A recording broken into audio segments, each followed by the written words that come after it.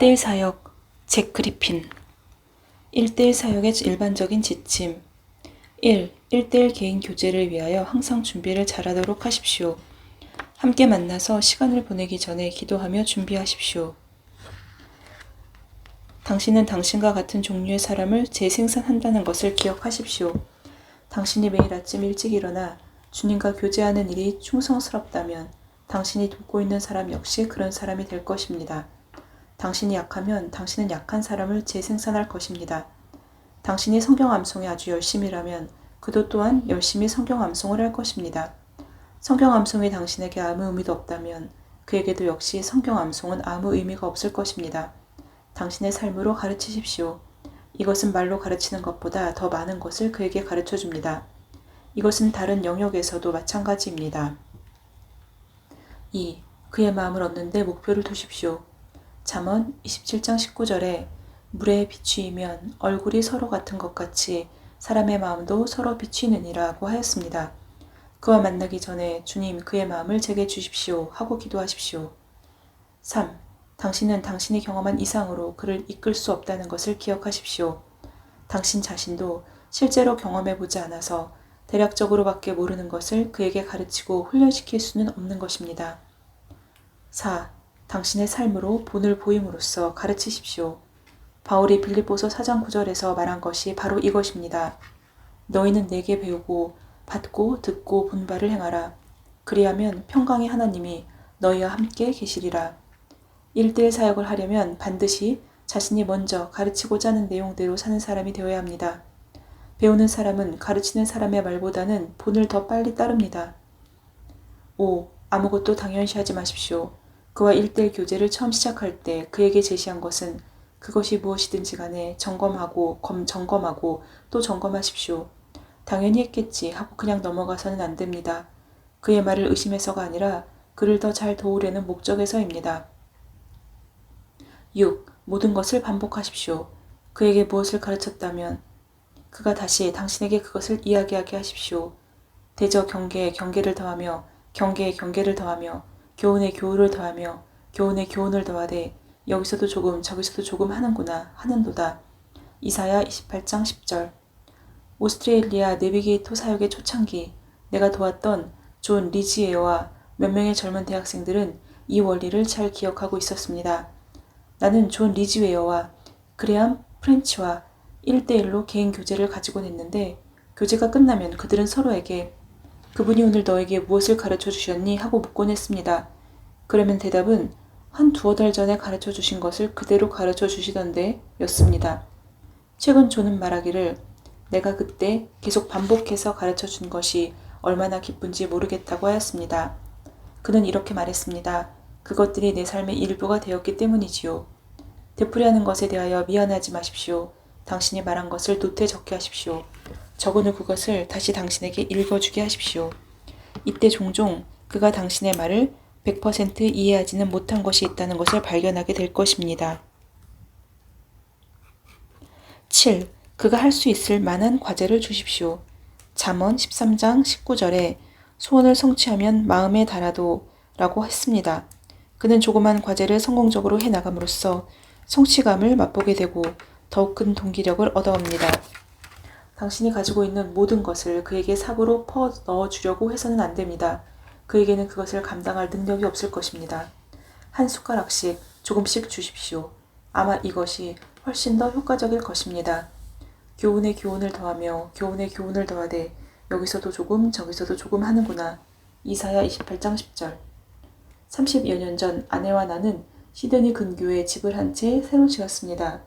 우리는 대문 양옆에다 아름다운 소나무 두 그루를 심었습니다. 나는 소나무에 제대로 물을 줄 시간이 없었습니다. 그 당시 사업상 바빴기 때문입니다. 나는 그리스도인이 된 후에도 여전히 바쁜 사람이었기 때문에 물을 제대로 주지 못했습니다. 30여 년 동안 나는 그 두 그루의 소나무를 주님께 맡겨버린 셈입니다. 그런데 이상한 것은 대문 왼쪽의 소나무는 높이가 6m에다 둘레도 3m나 되었지만 오른쪽에 있는 소나무는 같은 날 심었는데도 높이 2m에 둘레도 1.5m밖에 되지 않았습니다. 왼쪽의 소나무는 아주 건강하게 보였지만 오른쪽의 소나무는 그렇게 건강해 보이지 않았습니다. 이유가 뭘까요? 이유인즉 키가 큰 소나무는 밑에는 수도관이 있었는데 여기에 물이 조금씩 새서 천천히 똑똑 떨어지고 있었습니다.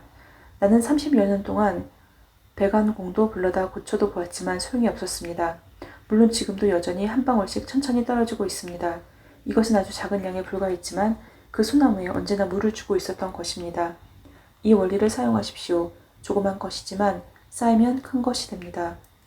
처마에서 떨어지는 낙숫물이 바위를 뚫듯이 말입니다. 그에게 하루에 아침 식사 전 7분간씩 하나님과 교제하는 시간을 갖게 하십시오. 처음부터 하루에 1시간씩 하게 하지 마십시오. 때가 되면 7분은 14분이 되고 14분은 28분이 될 것입니다. 8. 가능한 한 많이 그를 데리고 다니십시오. 당신이 전도할 때 그를 데리고 다니십시오. 이것이 바로 예수님의 방법이었습니다. 이에 12를 세우셨으니 이는 자기와 함께 있게 하시고 또 보내사 전도도 하며. 마가복음 3장 14절. 예수님께서는 제자들을 데리고 다니셨습니다. 9. 그에게 과제를 줄 뿐만 아니라 점검을 하십시오. 그에게 과제를 주었으면 그가 했는지 다음 시간에 반드시 점검을 하기 바랍니다. 그렇게 할 때 그는 당신이 그에게 관심을 가지고 있다는 것을 깨달을 것입니다. 그리고 앞으로 잘하려고 노력할 것입니다. 10. 가능한 한 이화를 많이 사용하십시오. 귀를 통해서뿐 아니라 눈을 통해서도 배우게 하십시오. 수레바퀴 예화, 말씀의 손, 기도의 손, 다리 예화 등 기타 많은 예화들이 있습니다. 옛말에 그림 한 장이 수천 마디 말보다 낫다고 했습니다. 백문이 불여 일견인 것입니다. 눈으로 보면 귀로 듣는 것보다 더 빨리 이해할 수 있습니다. 11. 당신의 삶 전체를 그와 함께 나누십시오. 당신의 강점뿐 아니라 당신의 약점까지도 나누십시오. 그 앞에서 자신을 투명하게 하십시오. 한 번은 성경 암송이라는 주제로 설교를 한 적이 있었습니다. 나는 내가 어떻게 성경 암송에 동기력을 얻게 됐는지를 설명하고 나서 아울러 성경 암송이 내게는 참으로 힘들었다는 사실도 고백했습니다. 그리고 나서 남들이 어떤 성경 구절을 20번 외워 암송했다면 나는 40번을 외워야 했다고 말해 주었습니다. 그러나 나는 성경 암송의 가치를 알고 있었기 때문에 동기를 얻고 열심히 노력했다고 말했습니다.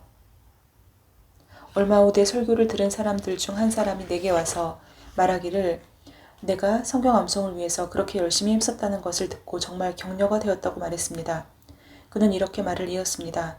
나는 당신만큼은 그렇게 힘들지 않았지만 당신이 그처럼 암송을 계속하고 있다면 나라고 실망할 이유가 없다고 생각했습니다. 나도 다시 힘을 내어 암송을 열심히 하기로 결심했습니다. 당신이 돕고 있는 사람에게 당신 자신을 활짝 여십시오. 12. 친구로서의 그와 나누십시오. 선생과 학생의 태도로 하지 마십시오. 당신이 그와 나누는 모든 것들에 대하여 항상 열정적이 되십시오. 모든 기회를 이용하여 그를 격려하십시오. 13. 그에게 어떤 것을 가르칠 때는 반드시 그 실행 방법까지도 보여주십시오. 우리는 사람들에게 무엇을 해야 할지에 대해는 깊게 얘기하면서 그것을 어떻게 하는지에 대해서는 간단히 보여주고 맙니다. 14. 각 개인의 필요에 맞게 당신의 양육 계획을 세우십시오. 왜냐하면 사람들마다 그 필요가 다 다르기 때문입니다. 모든 사람을 하나의 틀 속에 집어넣으려고 하지 마십시오. 15. 그리스도의 주재권에 대하여 계속 나누십시오. 오늘날 다윗의 동네에 너희를 위하여 구주가 나셨으니 곧 그리스도 주시니라. 누가복음 2장 11절. 무릇 내게 오는 자가 자기 부모와 처자와 형제와 자매와 및 자기 목숨까지 미워하지 아니하면 능히 나의 제자가 되지 못하고 누구든지 자기 십자가를 지고 나를 쫓지 않는 자도 능히 나의 제자가 되지 못하리라.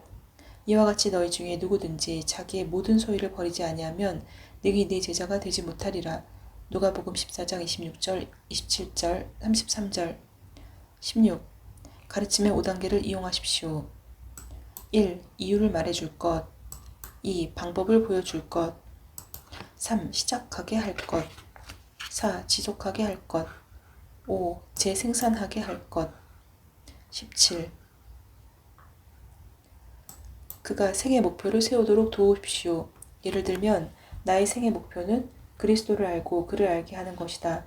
빌립보서 3장 20절, 골로새서 1장 27절로 29절 등. 그리스도를 아는 것은 수레바퀴 예화의 수직의 살, 그리스도를 알게 하는 것은 수평의사를 나타내고 있습니다. 18. 그를 자라게 하는 분은 하나님이심을 기억하십시오. 여호와께서 집을 세우지 아니하시면 세우는 자의 수고가 헛되며 여호와께서 성을 지키지 아니하시면 파수꾼의 경성함이 허사로다. 시편 127편 1절. 바울은 이렇게 말했습니다.